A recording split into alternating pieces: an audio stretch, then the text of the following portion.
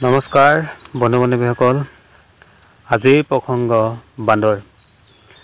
বান্দৰ এই কাৰণে কৈছোঁ যিহেতু সকলো ঠাইতে বান্দৰৰ উপদ্ৰৱ বহুত বেছি হৈ গৈছে।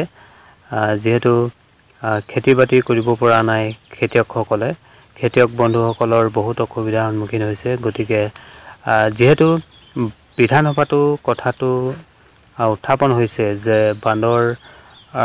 বান্দৰ উপদ্ৰৱ বেছি হৈছে আৰু খেতিয়কসকলক বহুত অনিষ্ট কৰিছে, খেতিয়কসকলৰ একেবাৰে অৱস্থা বেয়া কৰি পেলাইছে।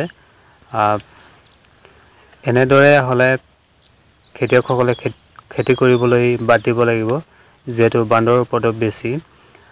মই এটা কথা চৰকাৰক আহ্বান জনাম যে চৰকাৰে এই বান্দৰসকলৰ ওপৰত কিবা এটা ব্যৱস্থা কৰিব লাগে, কিবা এটা একশ্যন ল'ব লাগে, যাতে খেতিয়ক বন্ধুসকলে খেতি আৰামভাৱে কৰিব পাৰে, একো অসুবিধা নোহোৱাকৈ, একো অসুবিধাৰ সৃষ্টি নোহোৱাকৈ কৰিব পাৰে।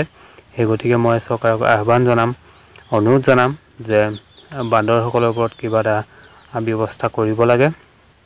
যিহেতু আমিও সৰু সুৰাকৈ মোৰ পিছপিনে দেখিছে সৰু সুৰাকৈ অলপ খেতি কৰিছোঁ।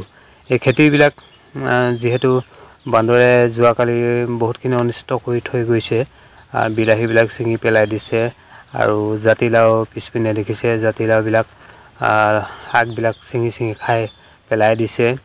অকল খোৱাই নহয়, অনিষ্ট কৰি পেলাই দিয়া হৈছে। গতিকে চৰকাৰে এই কাৰ্যটো, এই বান্দৰৰ যি এই কাৰ্যটো যাতে বন্ধ কৰিব লাগে, মই চৰকাৰক আহ্বান জনাইছোঁ বা মই চৰকাৰক অনুৰোধ জনাইছোঁ যাতে এই ব্যৱস্থাটো হাতত ল'ব লাগে।